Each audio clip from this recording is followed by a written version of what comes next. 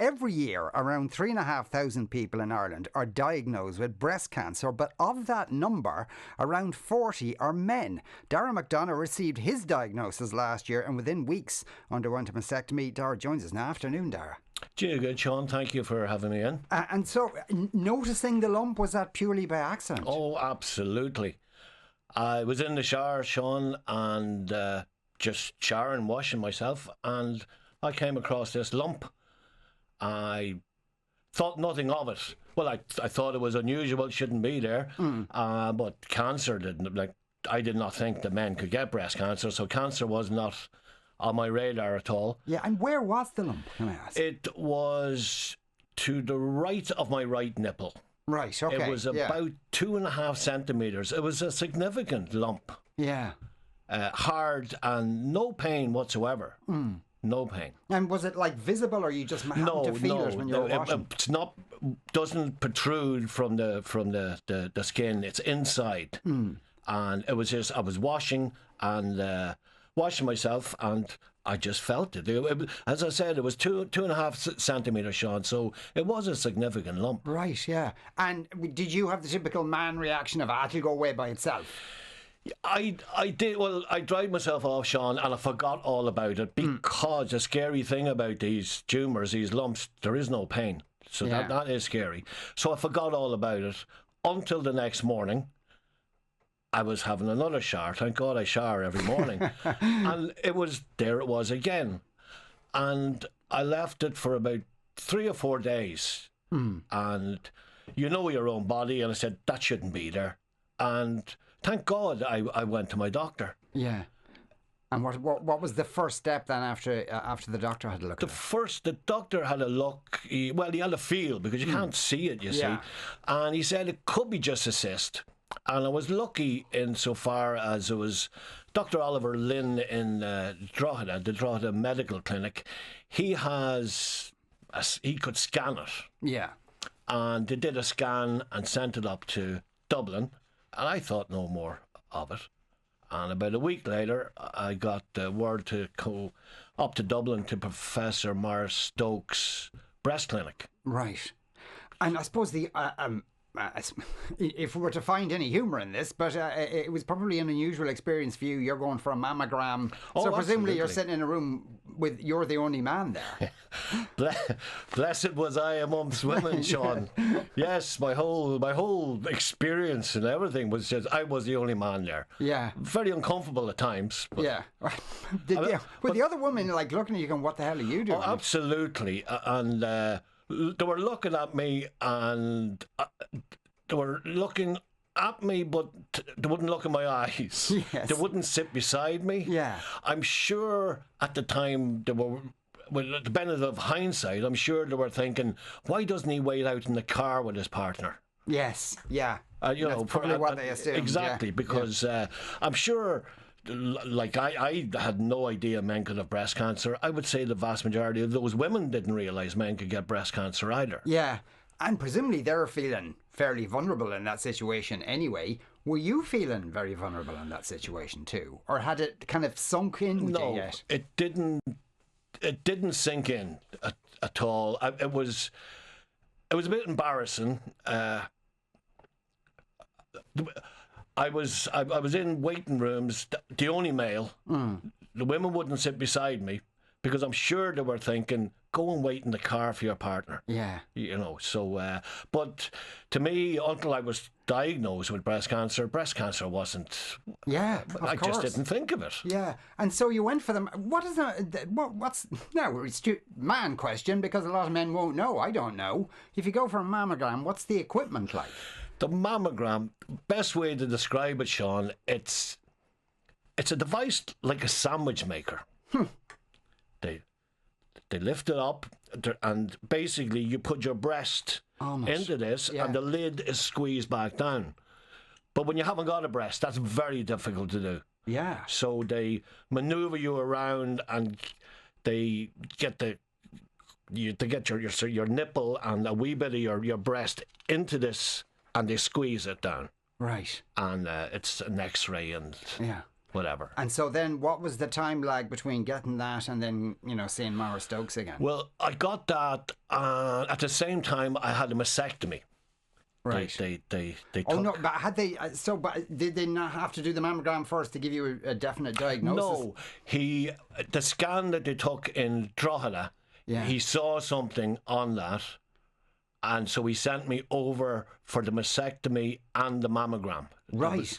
Okay. So I had the mastectomy first, then I had the mammogram, and about a week later, I was back in his waiting room again, and that's when he said, Dara, you have breast cancer. My word. So they gave you the mammogram anyway?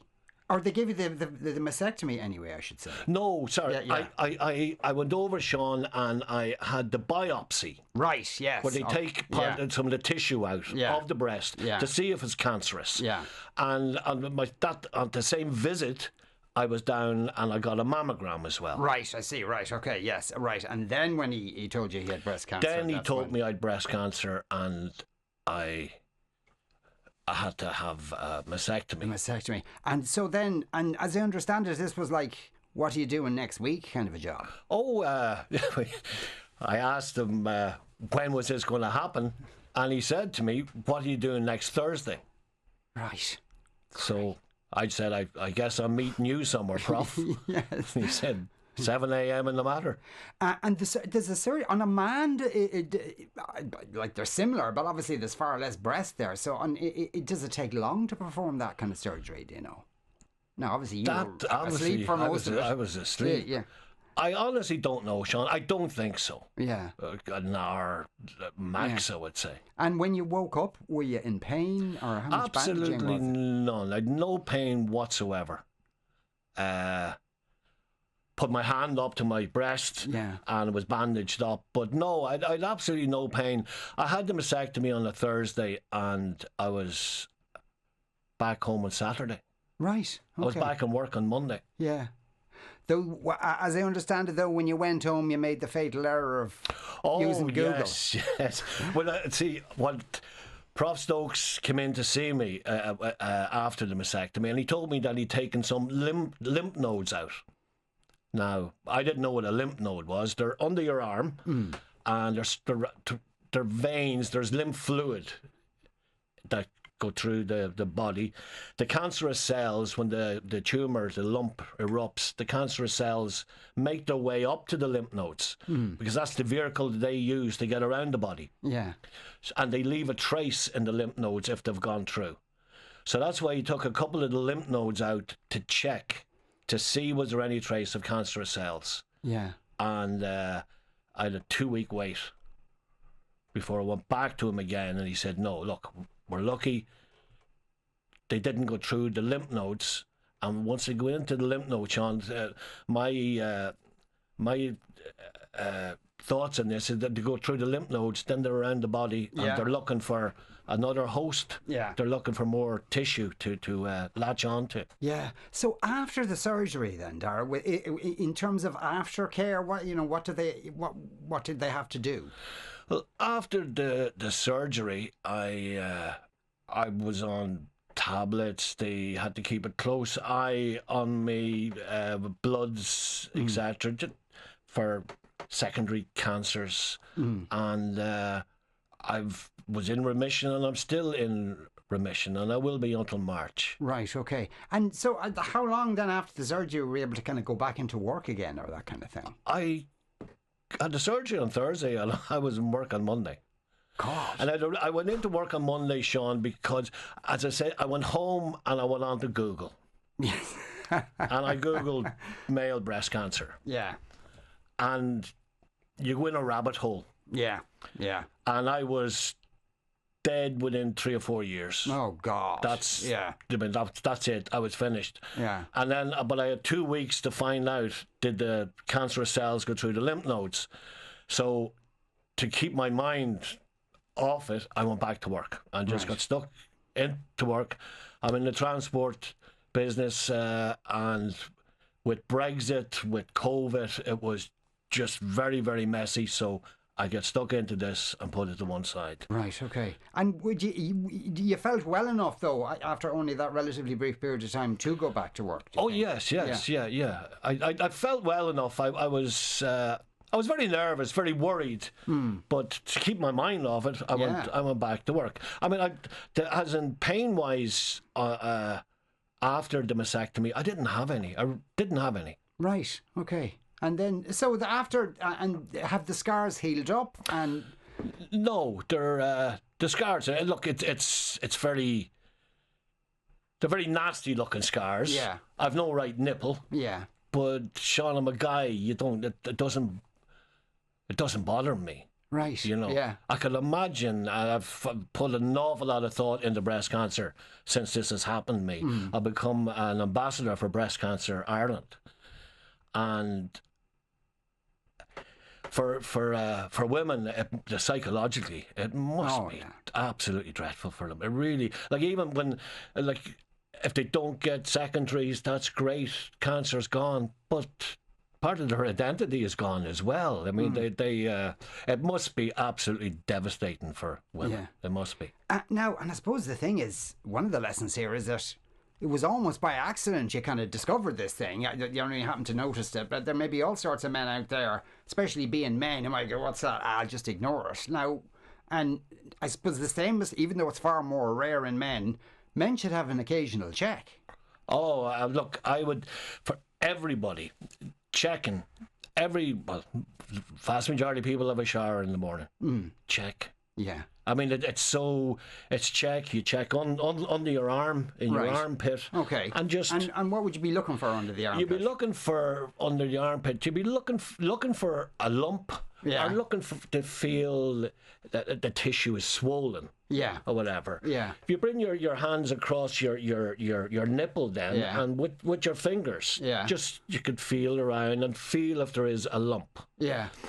But the Breast Cancer Ireland they're working on they're putting out a program, it's more than just a lump. Yeah. Now, I've learned this from Breast Cancer Ireland's website, which is absolutely fantastic. It is very informative. It's updated regularly, and there are 8 other symptoms other than the lump. Right. And these symptoms a lot of them are focused around the nipple, and these are visual. Okay. That if the nipple itself is retracted, there could be oozing from the nipple. There could be a rash around the nipple, dimpling of the nipple, puckering around the breast. If the breast is enlarged, there's so many. There's, I think, 8 different symptoms. Okay. But if people go on to Breast Cancer Ireland's website, breastcancerireland.com, they're all there. Yeah, and are they symptoms that men could experience as well as women? Absolutely, yes, yeah. I mean, we although we think breast cancer, we think of a breast. We've all got breast tissue. Yes. We've all got breast tissue, but men don't. Well, I never examine my breasts prior to this happening. I do every single morning when I have a shower now. Yeah. I mean, in the privacy of your own shower, poke, prod, feel. You're standing in your shower, everybody has a mirror. Have a look at your breast. Pay particular attention to your nipple. Because all these symptoms, Sean, it's your body talking to us. We have to listen. Yeah. Yeah. Like if you got up in the morning and went out to your car to go to shop, to drop the kids to school, to go to work, and there was a red warning light on your car, within hours you'd be making phone calls, trying to find a mechanic, trying to find out what's going on here. Well, all of these symptoms are your warning lights. There's something wrong. Yeah. Having lived through this now, and you're still in full remission, and that's fantastic, has it changed your outlook? Do you feel more vulnerable, or because you seem a very positive person, so I'm assuming the answer to that is no. Look, I am very, very positive, but it has changed me, Sean. It's whether I like it or not, it was a brush with meeting my maker. Because if I had not gone to the doctor, those cancerous cells would have went into the lymph nodes and they would have went on a jolly around the body. The cancerous cells want to live. How they live is they attach themselves to other tissue in the body, multiply, and that's secondary cancers. Yeah. And my own. I feel vulnerable. I feel very lucky, but I feel very, very, very passionate about breast cancer now. And the figures are apparently about, I think it's 75% of women, and these are figures for women. So 75% of women are not 100% sure how to check their breasts. I think a third of them don't know about the other symptoms, which are visual, and 50% say that they haven't got time to check their breasts. I mean, everybody can do it every morning in the shower. Yeah. It only takes minutes. Yeah, indeed, you're right. Dara, thank you so much for coming in to talk to us today and sharing your story with us. That was Dara McDonough there.